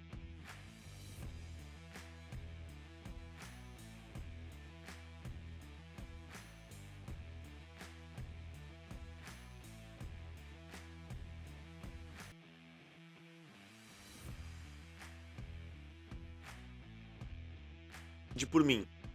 Teve a discussão do parque tecnológico e por conta de eu me importar com empreendedorismo, me importar com criação de emprego, com as pessoas poderem melhorar de vida, poderem inovar, eu falei, cara, o que esse guri tá falando tem razão. E na época, né, o Marcel hoje já tem mais idade, mas ainda é novo, mas na época, cara, quem é esse alemãozinho, mas o que ele tá falando faz sentido. Cara, esse cara tá falando sobre as ideias que eu acredito. De que empreendedorismo é fundamental, de que é o empreendedor que cria riqueza, que cria valor, que cria empregos, que é quem tá trabalhando na iniciativa privada, que paga a conta da gestão pública. Tudo aquilo são coisas que talvez eu nunca tinha refletido a respeito, mas quando eu ouvi o Marcel fazendo ou falando, eu dizia, cara, isso faz sentido. E eu comecei a me envolver. A primeira campanha política que eu ajudei foi a do Marcel em 2014 para deputado. Eu lembro que eu recebi uma mensagem de um amigo dizendo, cara, Marcel vai concorrer a deputado, a gente tá querendo juntar pessoas que valorizam essa pauta de empreendedorismo. Cara, juntamos, sei lá, 30, 40 pessoas, eu lembro lá na Cidade Baixa, pra uma palestra. Foi a primeira vez que eu colei um adesivo de política no meu carro, né? E é engraçado, porque eu colei o primeiro adesivo e aí eu pensei, cara, pô, o que eu tô fazendo, né, cara? Pô, ter o carro riscado e tal. E aí eu pensei, não, mas, cara, mas é isso aí, tem que falar sobre isso e tudo mais. Aí depois alguém me convidou pra dizer, cara, tu gravaria um vídeo de apoio ao Marcel falando o que tu pensa? Eu falei, pô, cara, lógico que sim. Né? Se o Marcel vai poder ser a minha voz lá dentro defendendo, eu faço com prazer isso. Porque ele tá fazendo um favor pra mim. Eu fui lá e gravei o vídeo. Cara, ó, sou presidente da empresa Júnior, a gente trabalha com empreendedores, a gente sabe como é importante defender que as pessoas possam ter mais oportunidade, possam ter mais emprego, possam inovar para que a economia cresça e todo mundo ganhe com isso. Então, eu quero que vocês conheçam o Marcel, postei nas minhas redes sociais lá na época. Beleza. Anos mais tarde, olha a coincidência, eu acabei me tornando candidato a vereador. O Marcel estava indo no PP antes de vir pro Novo, ele veio pro Novo para 2018. O Marcel teve no evento que eu fiz meu primeiro discurso como candidato, né? Por quê? Porque o Marcel simpatizava com o Novo? Talvez, mas especialmente porque ele acreditava naquelas ideias que eu também acreditava. E aí eu digo da importância, né? Na sequência, eu me elegi vereador, fui o primeiro eleito pelo Novo no país. Depois o Marcel veio, foi o deputado federal mais votado. Aí a Mari, que hoje é vereadora em Porto Alegre, veio me perguntar se eu precisava de ajuda porque ela gostava do meu trabalho. Se tornou vereadora. O Giuseppe um dia me ligou pra saber se seria candidato ou não. Um baita deputado. Quantas outras pessoas não usaram do exemplo do Marcel pra dizer, cara, o que esse cara tá falando tem sentido e eu preciso fazer a minha parte. Que foi o que, em última instância, ligou meu botão ali. Tipo, cara, o que esse cara tá falando tem sentido. Então, acho que o Marcel talvez tenha um papel de transformação da política brasileira muito maior do que ele mesmo imagina. E de inspiração de outras pessoas que estão na política, muito maior do que talvez ele imagine. Ou talvez ele imagine, mas assim, essa cadeia, esse círculo virtuoso de conseguir inspirar pessoas que estão interessadas, conectadas com pautas como essa, né? Não era política que me interessava, era empreendedorismo. Era fazer com que o pequeno, micro, pudesse ter mais dinheiro no bolso, pudesse sobreviver. Cara, foi isso que me fez botar um adesivo do Marcel no carro. Depois eu entupi de adesivo do Marcel no carro. Depois eu fui lá e entupi de adesivo meu no carro. Isso aí. Em 2018 eu entupi de adesivo de outros vários amigos que estavam concorrendo. É isso. Que eram pessoas que eu admirava. Cara, e hoje eu tenho o maior orgulho de dizer que eu sou colega desses caras. Quanta gente tá nos assistindo aqui, tá olhando que daqui a pouco vai ser meu colega no futuro. Vai ser colega do Marcel. Porque olhou e falou assim, meu, o que esses caras estão falando não tem sentido. E se o Marcel tivesse ficado quieto lá, tivesse dito assim, não, meu, eu vou ficar na Holanda, azar, se vira aí o Brasil com esses 20 centavos. Pô, será que a gente teria chegado até aqui? Acho que tudo faz parte realmente de um grande ciclo e eu sou muito grato assim por tantas pessoas também terem atendido a esse chamado, sabe? Que é um chamado muito menos meu e muito mais interior das próprias pessoas. Foi o que o Camozar disse. Eu fui um instrumento, falei alguma coisa, mas ele sentiu dentro dele de que, pô, isso aqui faz sentido. E isso é uma coisa que muita gente sente quando assiste um vídeo como esse, assiste um podcast e se dá conta de que, pô, se eu não fizer alguma coisa, ninguém vai fazer por mim. Ninguém vai ter na política, agora já começou a surgir alguns, né? Mas muitos poucos vão ter na política a sensibilidade que a iniciativa privada, que o cidadão tem de se sentir representado de fato. Então eu acho que essa é uma grande mensagem. Fico muito contente de poder estar participando dessa grande transformação no Brasil. E eu digo assim, impossível fazer isso sozinho. Se fosse para chegar agora, depois de ter voltado pro Brasil em 2013, né, chegar em 2022 e eu continuar sozinho, cara, desistia disso aqui tudo, não teria feito nenhum sentido. Mas o que me move hoje, né, claro, além de todas as ideias, tudo que eu sempre acreditei e vejo que dá para colocar em prática, é o fato de que eu não tô botando isso em prática sozinho, que tem o Camozzato junto, tem tanta gente junto e demonstrando que nossas ideias assim têm crescido e vão prevalecer. Acho que isso é o mais importante. Show. E para quem tá nos ouvindo, a gente sabe que tem aí 2 anos até uma próxima, 2 anos e pouco, uma próxima eleição de vereador. Acho que é mais ou menos onde todo mundo começa, né? Ou pelo menos a maioria começa. O que vocês dariam de dica, assim, como primeiros passos para essa galera que tá nos ouvindo e talvez teve esse chamado interior, como você tá dizendo, cara, é isso aí. Acho que eu posso fazer a diferença também, vou tentar, gostei do novo, quero ser que nem esses caras. O que ele tem que fazer, e principalmente dentro de um partido onde não usa fundão nem fundo eleitoral e precisa angariar fundos aí, ou do próprio bolso, ou de doações de pessoa física, né? O que vocês podem dizer para encorajar essa galera? Ficha limpa a primeira vez. Oi? Ficha limpa. Deixa a ficha limpa até lá. Se resguarda até lá. Errados, não vai dar certo. Exatamente. Acho que é muito importante a pessoa buscar informação. Porque não adianta a pessoa ter muita motivação e não ter as ideias bem claras na cabeça sobre o que precisa ser feito. Acho que isso é muito importante. Eu consegui fazer um mandato muito legal de deputado estadual em 2014, mas eu não sei se teria sido tão legal se tivesse sido eleito em 2006 ou em 2010. Claro que eu concorri nas duas, eu já estava preparado, digamos assim, para assumir isso, não teria nem concorrido, mas a experiência e a formação que eu fui adquirido ao longo do tempo me ajudou muito. Então quem é jovem e está começando, não quer dizer que não pode daqui a um ano já estar concorrendo a vereador, não tem muita gente que concorre e se elege, inclusive. Mas eu acho que durante esse período, aproveite para estudar o máximo possível. Busque informação. E se não der certo na primeira, tem a segunda. Se não der certo na segunda, tem a terceira. Eu fui 3 vezes candidato a deputado estadual até ficar na primeira suplência. Então não foi assim tão fácil. O Camozzato foi eleito na primeira vez. Isso aí, eu fui eleito na primeira vez de vereador, né? Mas ele foi em 2 irmãos. Ele em Porto Alegre. Então é um caso mais raro. As pessoas não podem desistir. Então acho que são essas duas... Essas 2 dicas eu daria já de pronto. Na primeira, informe-se bastante, busque informação. E segundo, não desista na primeira queda. E quanto à questão do fundo eleitoral, eu acho que isso aí até nem é preocupação para quem entra no novo, sinceramente. Porque como eu digo, quando a gente também dá o exemplo, né, nos nossos gastos de gabinete, para mim não é sacrifício nenhum. Diz, tá cortando na própria carne. É uma expressão que se usa no Brasil, tem que cortar na própria carne. Eu não me sinto me sacrificando porque eu tô deixando de utilizar dinheiro que não era necessário para manter uma estrutura de gabinete. Eu acho que tá errado é quem usa mais. Para quê? Para desperdiçar o dinheiro público ou para usar em benefício próprio? Não é essa a finalidade da política.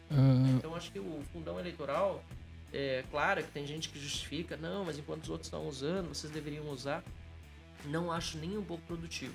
Primeiro porque se o Novo passasse a usar o fundão eleitoral, ia ter uma disputa interna para saber quem ia ganhar o dinheiro, ia acabar deturpando as relações entre os mandatários e entre os candidatos, como hoje acontece nos outros partidos. 80% do dinheiro do fundão eleitoral vai para os deputados que já estão concorrendo à reeleição. Então é mentira quando dizem que esse dinheiro é para garantir que todos tenham chance de disputar. Não. quase todo o dinheiro do fundão vai para quem já tem mandato. Então, quem entra num partido político desses tradicionais para concorrer achando que vai ter acesso ao fundo, já não vai ter.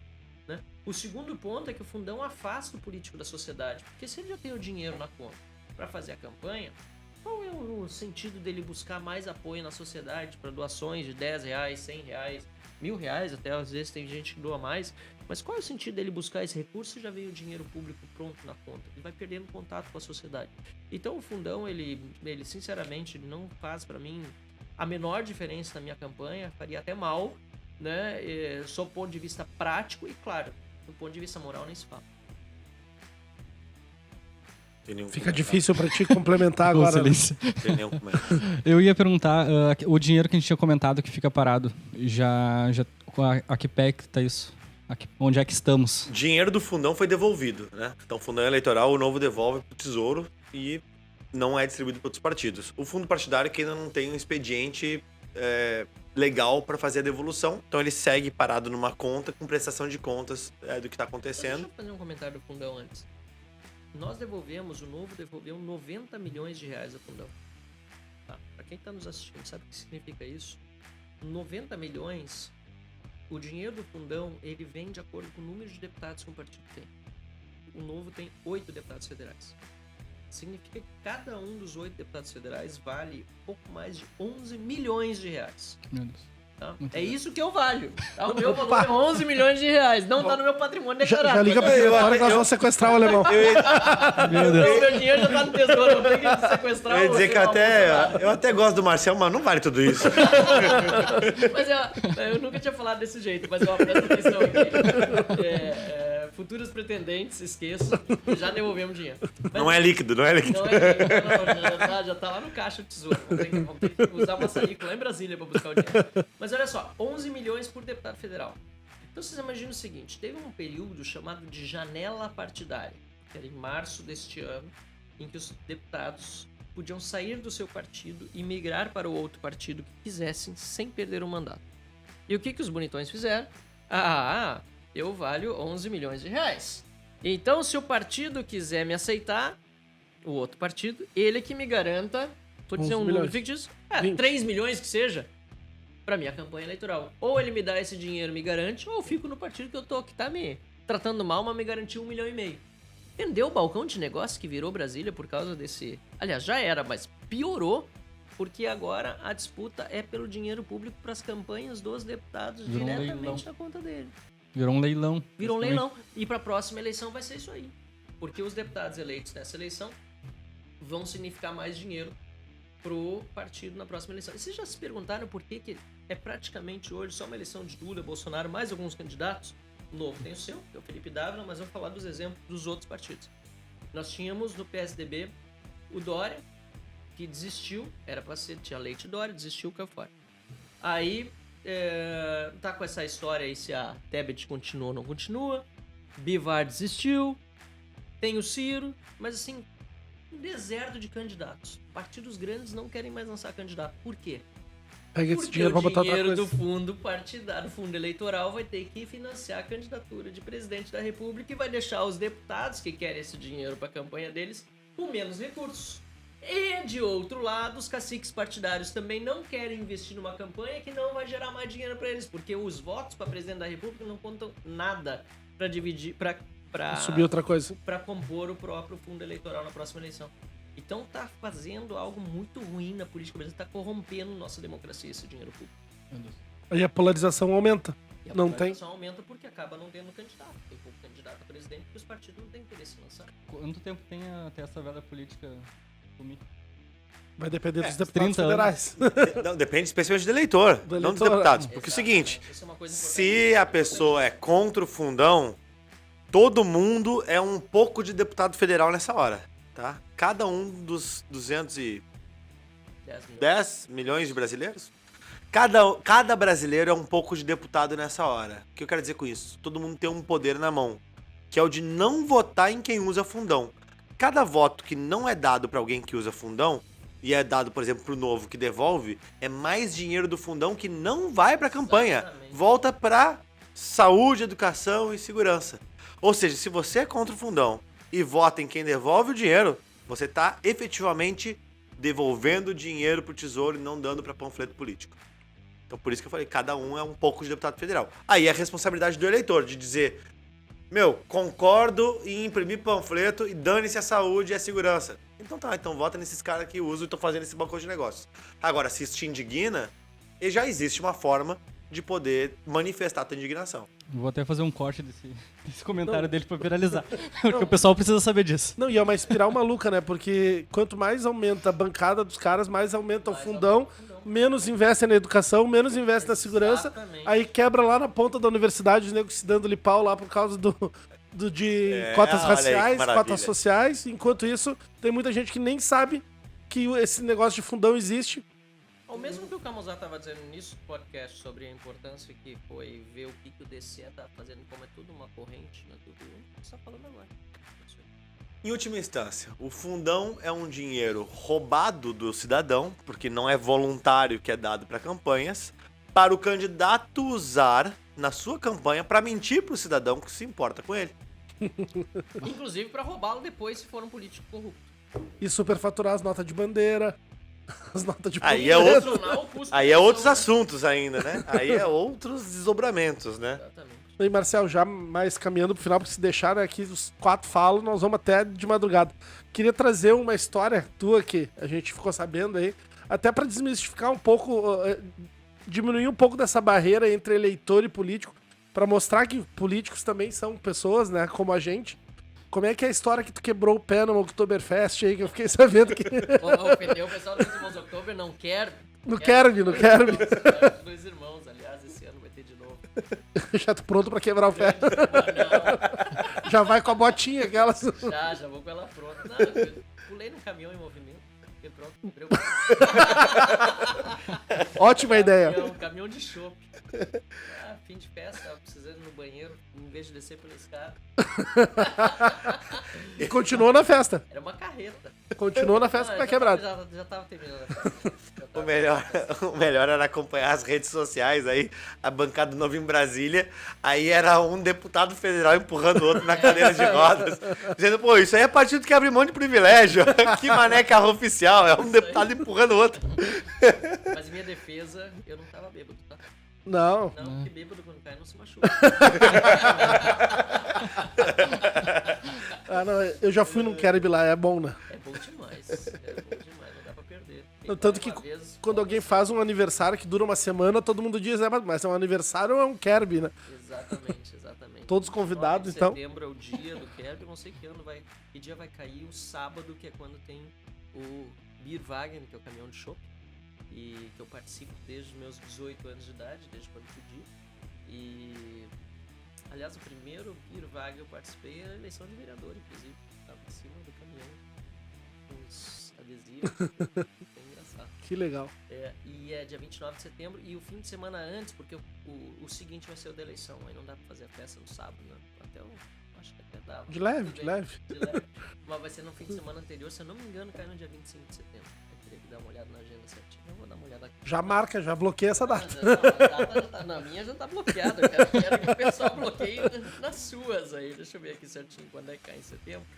Vai ser dia 24 e 25 de setembro, sábado e domingo. Fazer uma caravana, todo mundo de camisa do Novo. Vale a pena. Acho tô que, não é, dentro. acho que não é bom de camisa do Novo, né? Não sei o que o pessoal vai Desde que fazer o por pessoal lá. vai quebrar a perna, né? Não, é ótimo. Lua, tua pergunta aquela clássica, afinal. Eu ia dizer só, antes do Luan perguntar, que dá pra fazer festa assim no sábado, na véspera da eleição. Dá. Eu e o deputado Fábio Osterman somos testemunhas disso. Ah, essa história é fantástica. Durante 2 anos eu fui solteiro e vereador, né? Hoje tô casado, pai de família, né, gente? Mas, um sábado na eleição de 2018, a eleição era domingo, né? Um sábado, véspera do segundo turno, acho que era. Tinha feito festa, eu e o Fábio, a gente tava numa boate aqui em Porto Alegre. Fomos comer um X lá no centro de Porto Alegre. A gente tava ali perto, no Clube 688, pra quem conhece a casa. Fomos a pé até o Mercado Público comer um X lá. 7 da manhã. 6 da manhã, por aí, Fechado, a gente foi a pé, mais um outro amigo. É a ideia de quem, obviamente, tá muito animado com a festa. E aí, fomos lá comer um X e lá pelas tantas a gente termina de comer o X e tá voltando a pé pra casa. Os dois moravam no centro. E para um carro preto, caminhonete, assim, vidro escuro, assim. Tu olha desce a Maria do Rosário e um cara, uma maleta. A gente se olhou, eu e o Fábio, né? Caramba, o que tá acontecendo, A né? teoria da conspiração já veio com Tá tudo. acontecendo? Meu Deus do céu, a Maria do Rosário e tal. Aí nisso a gente olha, ela entra no Banco do Brasil, na agência, ali na frente da prefeitura. A gente, pô, ela entrou no banco. Pá, nós vamos flagrar agora mais um episódio da Lava Jato aqui, né? Já começamos a pensar nas teorias Os mais caçadores de mito. conspiratórias, né? Chama o Sérgio Moro, né? Aí chama o japonês da Federal. Aí nisso sobe a pé da rua Uruguai ali, outro deputado federal do PT. O médico lá de Caxias, como é que é o nome? Esqueci o nome. O Pepe Vargas. Aí eu falei, Fábio, olha lá, é o Pepe Vargas. Ele, não é possível. E vai subindo a pé assim na direção do Banco do Brasil. Daí, não, agora tá configurado. É É só o uma questão... Watergate gaúcho. Exatamente, né? O Watergate gaúcho. Tu era quase Forrest Guaíba-gate, Gump, Guaíba-gate, né? E a gente, que loucura, que loucura. Vamos acompanhar pra ver o que vai acontecer e tal. Os dois sobem a Rua Uruguai e entram ali na Rua Uruguai ali. A gente, o Fábio me olhou e falou assim, vamos atrás pra ver o que é. Eu falei, cara, nós vamos apanhar. O Batman e Robin. Mas, Batman e Robin, Aí tá, fomos atrás. Quando a gente chega na esquina, cara, resumo da história, era o café da manhã do PT com seus aliados por causa do dia da eleição. E a gente, né, os dois babacas achando que tinha um grande golpe comunista acontecendo ali. Aí a gente pensou, vamos pra casa dormir que a gente já tá cansado demais. Acho que a gente tá vendo coisa. Ai. Muito bom. Agora- Ou seja, dá pra fazer festa no sábado, sim. Agora, pra fechar, Marcel, como é que tu te vê daqui a 10 anos? Pois é, que boa pergunta. Não sei. Mas eu vejo o Brasil muito melhor do que hoje. E eu espero estar fazendo parte todo mundo dessa espera. mudança, sabe? Acho que mas eu não tenho assim ambições na política para outros cargos, como falei antes, né? Eu sei só que assim, não só porque o Novo tem essa regra de uma reeleição só, mas eu não me vejo ficando na Câmara dos Deputados por mais do que esse segundo mandato que eu estou disputando agora. Espero que dê certo. E aí o que vai acontecer depois vai depender muito do que, enfim, do que foi tanto o cenário político como também as minhas pretensões pessoais. Eu não sei, sinceramente, mas eu espero e estou trabalhando muito por isso, que o Brasil seja um Brasil muito melhor do que esse que a gente tem hoje. E em minha defesa, né, em defesa disso que eu estou dizendo, o Brasil já é hoje muito melhor do que o Brasil que a gente tinha há 10 anos. Isso a gente pode dizer com certeza. A gente sabe que tem muita decepção, a gente às vezes fica chateado, né? Diz que, né, enfim, muita gente dizendo que vai desistir do Brasil e assim por diante, vai se mudar. E eu fiz o caminho inverso, né? Dizendo que eu não queria viver em outro país, quero viver em outro Brasil. E isso eu tenho visto acontecer no dia a dia, né? Um novo Brasil está sendo construído ao longo desse caminho e eu quero continuar sendo parte dessa construção. Nossa. E uma coisa é certa, daqui 10 anos vai estar no Kerb também. Com certeza. Desculpa voltar no ponto, mas a gente acabou não explorando, eu acho importante pontuar só, sobre a questão dos votos impopulares e das votações a favor de redução de impostos. Eu acho que é só legal deixar pro pessoal isso. Quando a gente falou lá atrás, e aquilo que tu disse, o Camossato costuma falar, eu acho que isso é muito verdade, e o Marcel recentemente passou por essa situação na pele. Na hora que um projeto é impopular, as galerias enchem, é pressão na rede social, é todo mundo pedindo, né, o seu aumento, ou pedindo alguma lei específica que vai lhe favorecer, etc, etc. Então visitam os gabinetes, vem lobista, vem sindicatos, tudo mais, etc, etc. Só que quem paga a conta é uma maioria muitas vezes silenciosa. Por conta dessa composição de fatores, em geral, os deputados, os vereadores vão lá e votam favorável a essas medidas. Essas medidas aumentam a despesa e, por aumentar a despesa, tornam mais improvável que você consiga reduzir impostos. A carga tributária brasileira é uma das mais altas do mundo, uma das mais difíceis de se calcular. Por que é tudo tão difícil? Por que a gente tem uma burocracia tão grande? Por conta desse comportamento. O Novo talvez tenha como uma das suas mais marcantes características ter coragem de dizer não nos momentos onde é mais impopular dizer não. Onde talvez a gente ganharia muito benefício político e eleitoral em dizer sim, como nossos colegas fazem, e aí, não raro, a gente olha no painel de votação e só tem um votinho do Novo contrário. Ou o Novo mais 2, 3 outros parlamentares. E aí todo mundo cai de pau em cima dos deputados. Porque vocês são contra isso, são contra aquilo, são contra aquilo outro. É preciso ter coragem pra fazer política desse jeito. E eu costumo dizer que o Novo joga pôquer com as cartas abertas. A gente é transparente no porquê que a gente vota da forma com que a gente vota e as pessoas sabem nessa posição. Isso é pra poucos. E por isso que é muito importante que as pessoas conheçam como é que isso funciona. Votar redução de impostos é muito fácil. Difícil é dizer não toda semana pra uma nova ideia de aumentar a despesa do brasileiro. E tem. Todo dia, se for possível. E tem. Eu sempre conto a história do dia que eu virei velhofóbico. Um vereador teve a ideia de dar desconto em corrida de rua para idosos em Porto Alegre. Todo mundo achou maravilhosa a ideia, afinal de contas tinha um grupo de idosos nas galerias da Câmara dizendo que precisavam de desconto porque eles eram aposentados, tinham pouco dinheiro. Falei, gente, eu acho muito bem intencionado, mas alguém vai pagar essa conta. Pior, provavelmente essas corridas vão embora. Então eu sou contra essa medida. Foi eu e mais 2, 3 que votamos contrário. E os velhinhos que estavam acompanhando a sessão me chamaram de velhofóbico. Um dia tu vai ser idoso, o que tem contra velho, não sei o que, tu não tem vó, etc, etc. Resumo da história. Passaram 3 anos. Tem vó, é muito bom. Passaram 3 anos, agora, semanas atrás, nós aprovamos a revogação dessa lei. Por quê? Porque as corridas de rua, que eram focadas em terceira idade, foram embora de Porto Alegre. Já que elas tinham que conceder obrigatoriamente desconto para todos os idosos. Tá vendo? Se a corrida é só para idosos, o que eles foram fazer? Foram para Curitiba, Florianópolis, foram para Caxias do Sul. Ou seja, tanto queriam que os velhos corressem que os velhos foram corridos. As corridas dos velhos foram corridos.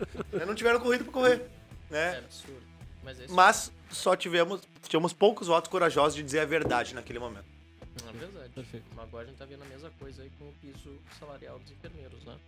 E eu costumo dizer assim, tenho toda a solidariedade, acho que o salário que é pago é muito baixo. Infelizmente é uma questão de mercado, uma questão de negociação entre patrão e empregado. Quem tem que se envolver com isso, na verdade, é principalmente os sindicatos e os conselhos, e eles enviaram para Brasília uma solução que deveria ter sido deles, dado por eles, e passaram para os deputados votar um piso para os enfermeiros. O que está acontecendo agora? Estão quebrando uma série de clínicas privadas, estão começando a demitir enfermeiros, técnicos de enfermagem que também foram incluídos. E assim, eu sinto muito por isso, porque a gente votou contra e foi atacado por muitos sindicatos, conselhos e também por muitos enfermeiros, foram insuflados dizendo que tinham vencido, né, que a enfermagem venceu, que tinha sido uma grande vitória, e agora a gente está vendo o resultado. Está ocorrendo uma série de demissões, né? E se não forem demitidos, porque alguns ainda têm estabilidade, que eles trabalham no setor público, vão ganhar aumentos, vai faltar dinheiro mais ainda para pagar medicamento para a população carente que precisa, para pagar equipamentos que muitos hospitais precisam, vai aumentar o déficit em muitas instituições. Não é por aí que a coisa se resolve. E é engraçado, porque o brasileiro gosta de criticar o político, gosta de falar mal do deputado, do vereador, mas na hora que são populistas e enganam as pessoas, aplaudem. Né? Por quê? Porque é muito mais fácil você enganar uma pessoa do que convencer ela de que ela está enganada.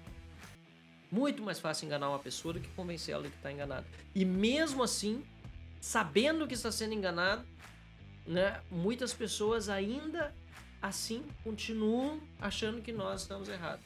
Eu não tenho compromisso com erro, não tenho compromisso com enganar as pessoas, muito antes pelo contrário. Eu lamento muitas vezes que a realidade seja diferente do que aquela que eu gostaria que existisse ou que o enfermeiro quisesse ver.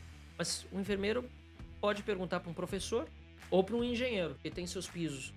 Se pagam o piso e quando pagam numa determinada empresa se consegue emprego. Porque muito engenheiro recém-formado não consegue emprego hoje porque o piso salarial é muito alto e para quem é recém-formado, empresas não dão oportunidade por causa disso. O que gera? Desemprego, principalmente nas pessoas menos qualificadas e mais jovens.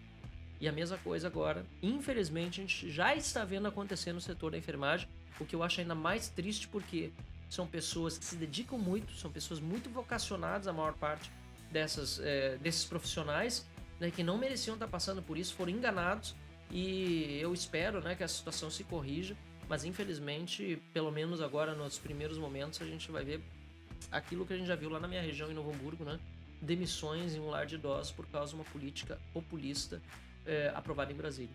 E mais uma vez é um ciclo, né? Porque tu aumenta e infla o Estado, né, para pagar mais benefício para aqueles que estão desempregados por causa de uma lei Exato. que foi para aumentar teoricamente, o salário dos caras, só que os caras acabam ficando sem salário, o empreendedor vai embora da cidade, deixa de gerar emprego, deixa de gerar riqueza, e quem senta na vareta é o cara que achou que tava sendo beneficiado com uma política O populista. salário não se corrige por meio da caneta de um político. O que melhora as condições de salário de uma pessoa é produtividade e negociação entre patrão e empregado. Não tem outra saída. E claro, além dessas duas coisas, produtividade, negociação de salário em patrão e empregado, tirar o Estado do cangote. Aí sim os deputados precisariam de todo o apoio, nesse caso os enfermeiros, para quê? Para reduzir impostos sobre a folha de salário, para reduzir os impostos que as empresas pagam no setor de saúde, que não precisariam estar sendo pagos. Porque essas são atitudes que a gente pode ter em Brasília e pode ter numa Assembleia Legislativa, em que a gente precisa ter o apoio, né, de todos os trabalhadores, inclusive dos da enfermagem. Mas como disse o Camozzato, né, nessas horas a gente muitas vezes tem pouco apoio. Agora, quando vem um projeto populista, um projeto que é fácil de vender, porque é fácil enganar, mas é difícil convencer de que a pessoa está enganada, como eu disse antes, aí a gente muitas vezes é mal compreendido. É uma pena. E é engraçado isso, porque às vezes... Pode me servir mais cerveja, pode sim. E é engraçado isso, porque às vezes a gente nota o seguinte... no banheiro, cara. Porque a gente nota o seguinte... Às vezes eu recebo comentários dizendo: Camozzato, não aguento mais receber essas notícias de que tu tá economizando verba de gabinete. Ninguém interessa em economia de clipes. Ou seja, o próprio eleitor desrespeitando uma postura que é de economia com o seu dinheiro. Isso, querendo ou não, é um aspecto que vai traduzir em comportamento depois na forma de voto desses parlamentares. Se o eleitor não valoriza quem tá propondo uma forma diferente de fazer política, que recado ele tá dando para os políticos? É de, cara, pode sambar na Solta minha cara a franga e usar o que tu quiser. Não à toa que os caras aprovam um fundão de 5 bi. Porque tem eleitor lá tweetando: não quero saber de economia de clipes, quero que tu vá lá e, sei lá, combata o Lula.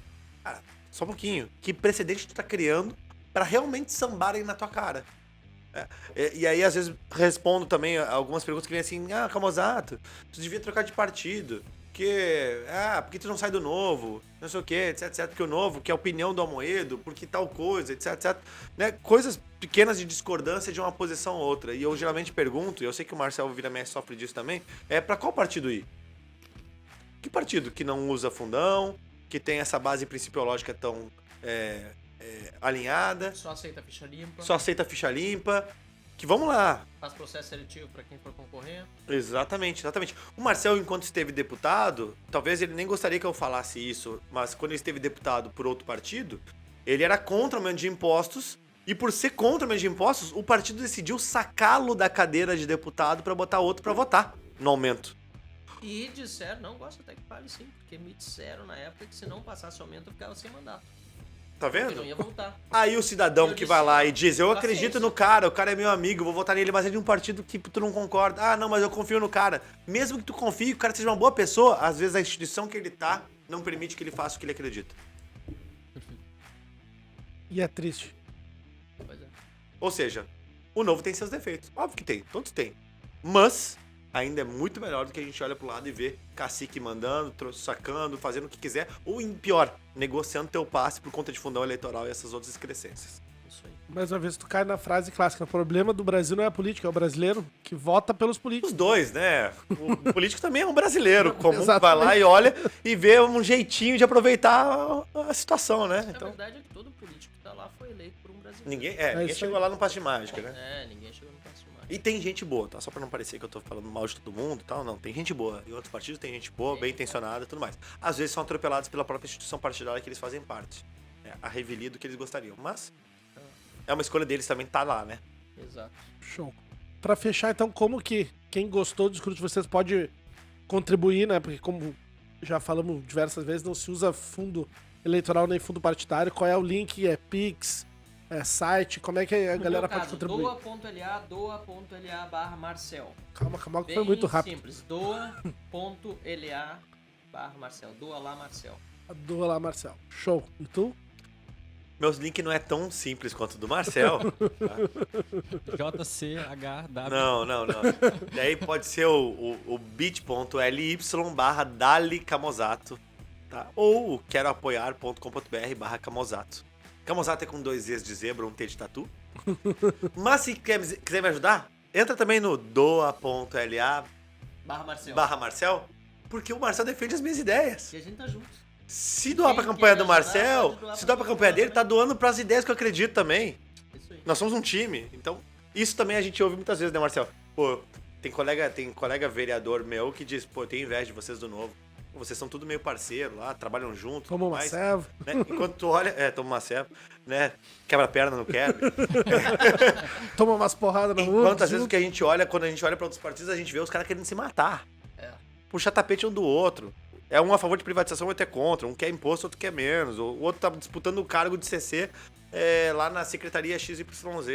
Né? E a gente comemora a vitória de cada vez que cada um de nós tá lá, porque, cara, é um de nós defendendo as ideias que a gente acredita. Que bom vai ser a hora que eu puder voltar pra minha empresa, porque tem gente suficiente pra defender as minhas ideias que eu não preciso estar lá. Muito show. Acho que, aliás, um dos grandes motivos para a gente estar na política e ter entrado na hora de concorrer nas eleições, não ver ninguém que a gente pudesse votar com tanta segurança para fazer aquilo que a gente pensa que tem que ser feito. Acho que esse foi um dos grandes motivadores para eu entrar e depois voltar para a política. Mesma coisa no caso do Camusato. Por isso estou muito feliz, assim, a gente está fazendo essa dobradinha, a gente está junto, ele candidato agora a deputado estadual, eu a federal. E assim como ele disse, né, a doação que dá para mim vai para ele, a que vai para ele também me ajuda, independentemente de como a gente for aplicar, a gente está aplicando nas mesmas ideias. E eu tive recentemente em Santa Catarina apoiando o meu colega Gilson Marques, que é deputado federal, que é na reeleição lá também.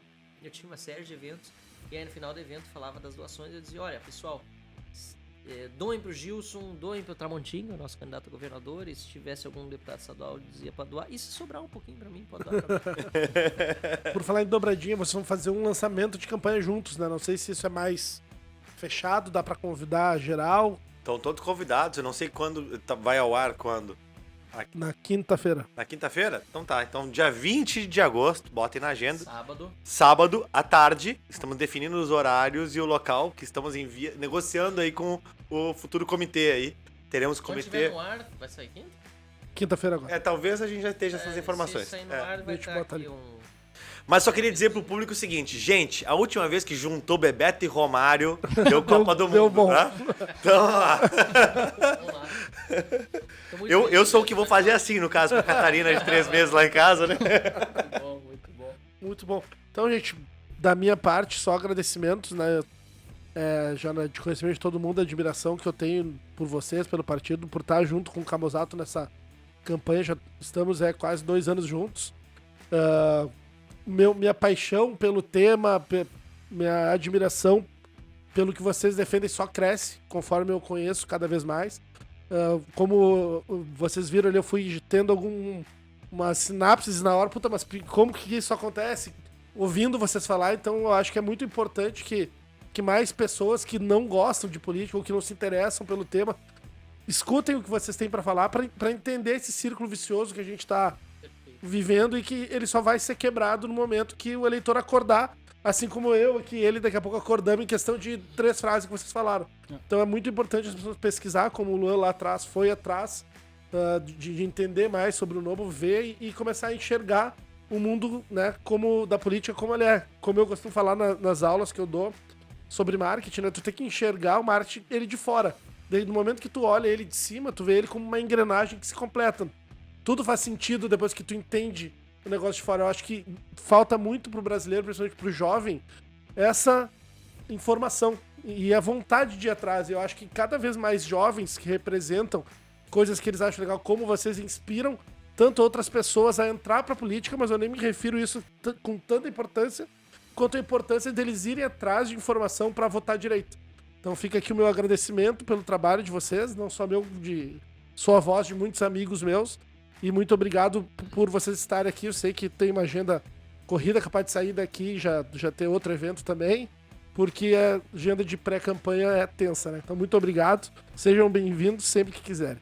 Meu agradecimento também, porque ouvir vocês falar, me volta o Lula lá de trás, eu fiz a escolha certa. Tá tudo certo. Eu não fiz nenhuma burrada nesse caminho político que eu meio que acompanho, né? Então, muito obrigado pelos ensinamentos, muito obrigado pela conversa. E tamo juntos sempre, vocês são sempre bem-vindos. O Camusato já é a 2ª vez. se quiser vir pra Porto Alegre também, marcar um churrasco, uma conversa, qualquer Kerb. coisa. Um Kerb. Eu vi que a cerveja já tá garantida. A cerveja tá sempre garantida com clavé. Não, beijo. hoje é patrocínio da prega do fundão, né? A gente pegou lá do fundão da campanha. O cara acaba com tudo que ele falou. Esclarece isso, senão vai pegar mal. Não. Isso aí é de dinheiro privado. É doação privada. Já não sabendo, 24 de setembro, vejo vocês no Kerb em Dois Irmãos. Estaremos lá com certeza. Vamos lá, em cima do caminhão. Isso. Segundo caminhão. Então, uma boa noite a Preferência todos. bem seguro. Quem for ao Kerb, não se atire do caminhão, que é uma má ideia. Já foi testado e validado, Já foi, não deu funciona. certo, foi bem ruim mesmo. Então é Se isso. vocês virem a Maria do Rosário, não a persigam na rua. Principalmente se ela for para um banco, Não é Deixem corrupção. para os profissionais. deixa ela pagar os boletos dela em paz lá. Beleza, pessoal. Muito obrigado, viu? Foi uma satisfação mesmo conversar com vocês. Estar do lado do Camozato sempre bom. E tô pronto pra voltar. Valeu mesmo. Bora. Quem nos assistiu aí, continuem inspirados a fazer diferença onde vocês estiverem. Não precisa ser na política, mas se quiserem entrar na política, conte com a gente também pra gente poder Show. ajudar. Isso aí, valeu, tamo É os junto. guri. É os guri. Me dá mais Valeu, um latão pô. aí. Um privilégio, eu costumo brincar isso nas palestras, um privilégio e não é do judiciário, tá ao lado de gente boa como o Marcel e como vocês. Sempre bom voltar. E valeu, pessoal. Nos sigam nas redes sociais. Se quiserem doar um realzinho, 2 realzinhos lá na vaquinha, ajuda. Cada realzinho faz muita diferença, vai imprimir um panfletinho defendendo ideias de liberdade. Então, é isso que nós acreditamos e é pra isso que nós estamos aí. Valeu. Show de Fechou, bola. gurizada. Uma boa noite. Até a próxima quinta-feira. Beijo do clavé. Beijo do gordo. Valeu. Valeu.